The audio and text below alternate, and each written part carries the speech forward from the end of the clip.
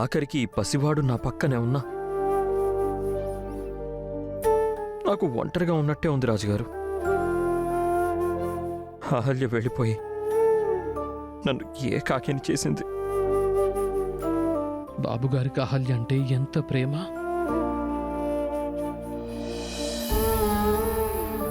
నాతో పాటు ఈ పసిబిడ్డ కూడా ఒంటరి వాడయ్యాడు.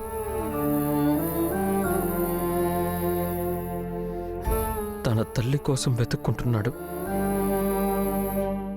వీడికి మాటలంటూ వస్తే అమ్మెక్కడ నాన్న అని అడిగేవాడు.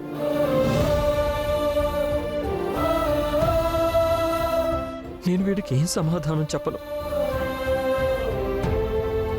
ఏం చేయాలో నాకు తెలియడం లేదు రాజుగారు. మీ బాధ నాకు అర్థమైంది బాబు. కానీ మీరిలా భోజనం చేయకపోతే మీ ఆరోగ్యం ఎలా చెప్పండి? అహల్యొచ్చే వరకు నాకేం వద్దు రాజుగారు. తను నన్ను విడిచి ఎక్కువ రోజులు ఎక్కడ ఉండదు. నేనెక్కడుందో తెలుసుకుంటాను. ఎలాగైనా సరే తిరిగి ఇంటికి తీసుకొని వస్తాను. మీరు అహల్యను తీసుకొస్తారని నాకు తెలుసు బాబు. అహల్యను వెతకడానికి ఓపిక ఉండాలి కదా. నా మాట విని భోజనం చేయండి బాబు. దయచేసి తినండి. మీరిలా తినకపోతే అహల్య ఎక్కడున్నా బాధపడుతుంది. అహల్య కోసమైనా భోజనం చేయండి. తనుంటే మిమ్మల్ని ఇలా ఆకలితో ఉండనిచ్చేదే కాదు. దయచేసి తినండి బాబు.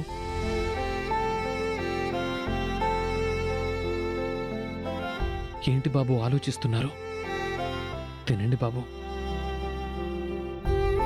నన్ను మీ బాబాయ్తో సమానం అంటారు కదా, తినండి బాబు.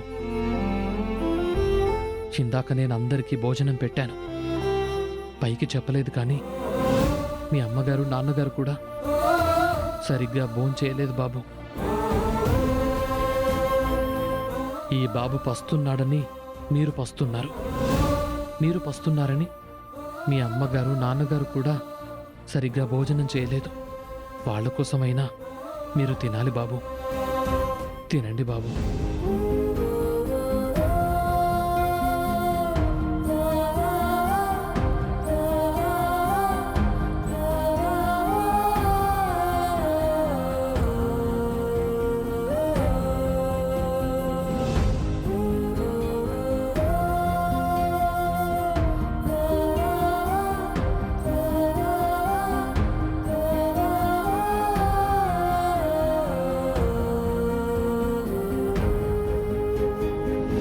ఇక్కడ నాకు రాజుగారు భోజనం పెట్టారు. అసలు అహల్య గారు ఎక్కడున్నారో, తను తిన్నారో లేరో. ఎవరో ఎవరికి ఎవరో ఏమో ఏమవుతారో, నీతో అక్కడ వరకు నిలిచేదెవరో.